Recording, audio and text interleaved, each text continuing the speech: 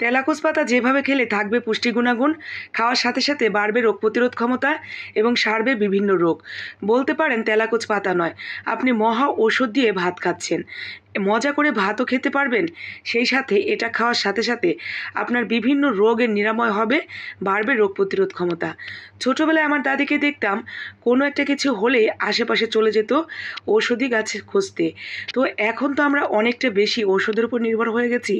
আমাদের হাতের কাছে সমাধান থাকা সত্ত্বেও আমরা সেগুলোর দিকে তেমন একটা গুরুত্ব দিই না। ছোটোবেলায় মা, চাচি, নানি, দাদিরা কিন্তু এই সব প্রাথমিক চিকিৎসাগুলো বাসা থেকেই শুরু করতেন। তো তেলাকুচ পাতা ঔষধি গুণাগুণে ভরপুর জানা সত্ত্বেও আমরা তেমন একটা চেয়েও দেখি না, আনাচে কানাচে ঝোপে ঝাড়ে এগুলো ছড়িয়ে ছিটিয়ে হয়ে থাকে। তো আজকে আমি তেলাকুচ পাতার দারুণ স্বাদের একটা রেসিপি আপনাদের সাথে শেয়ার করব।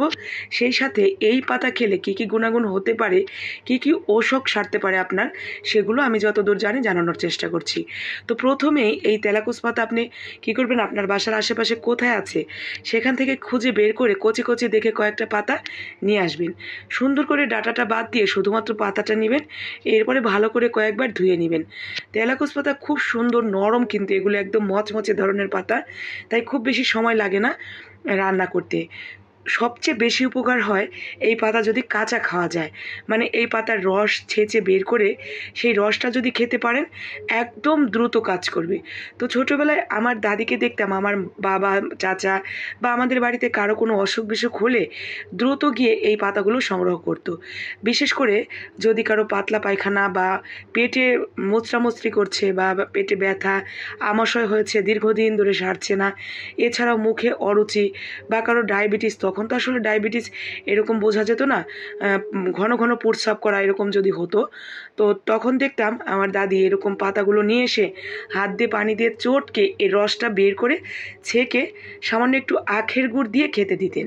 তো এইটা খাওয়ার সাথে সাথে দেখা যায় অনেকটা উপকার পাওয়া যায়। তো এখন যেহেতু আমরা অনেকটা আধুনিক হয়ে গেছি, মডার্ন যুগে মডার্ন ছেলেমেয়েরা এই ধরনের ওষুধ গাছ মানে খেতেই চাইবে না। তো আমরা যেভাবে তাদেরকে খাওয়াতে পারি এই ঔষধি গাছগুলো, যেটা থেকে আমরা খুব সহজেই অনেক অনেক রোগ প্রতিরোধ ক্ষমতা বাড়িয়ে নিতে পারবো, সেই সাথে অনেক রোগের নিরাময় কিন্তু আমরা এই পাতা দিয়েই করতে পারবো। তো তেলাকুচ পাতা ভাজার জন্য আমরা প্রথমেই তেলের উপর একটু রসুন কুচি, পেঁয়াজ কুচি, মরিচ কুচি, সাথে খুব ছোট ছোট করে কাটা আলু কুচি দিয়ে আলুটা একদম সিদ্ধ হওয়া পর্যন্ত ভেজে নিয়েছি। এরপরে প্রথমেই যে তেলাকুচ পাতাটা আমরা কেটে রেখেছিলাম সেইটা দিয়ে জাস্ট 1 থেকে 2 মিনিট এটা নাড়াচাড়া করবেন, খুব বেশি না। মানে এই সবুজ কালারটা যাতে একদমই নষ্ট না হয় সেটা খেয়াল রাখবেন। সবুজ কালারটা নষ্ট হয়ে যদি আপনি এটাকে কালো কালো করে ফেলেন তাহলে কিন্তু এর পুষ্টি গুণাগুণ অনেকটা চলে যাবে, এমনকি পুষ্টি গুণাগুণ একদম থাকবেই না। তো সবুজ কালারটা থাকতে থাকতে জাস্ট এইভাবে সবুজ কালার রেখেই উঠিয়ে নেবেন, ব্যাস আপনার তেলাকুচ পাতার মহা ঔষধের এই ভাজিটা রেডি হয়ে গেছে। এটা আপনি খেতে পারবেন গরম ভাত, রুটি, পরোটা সব কিছু দিয়েই।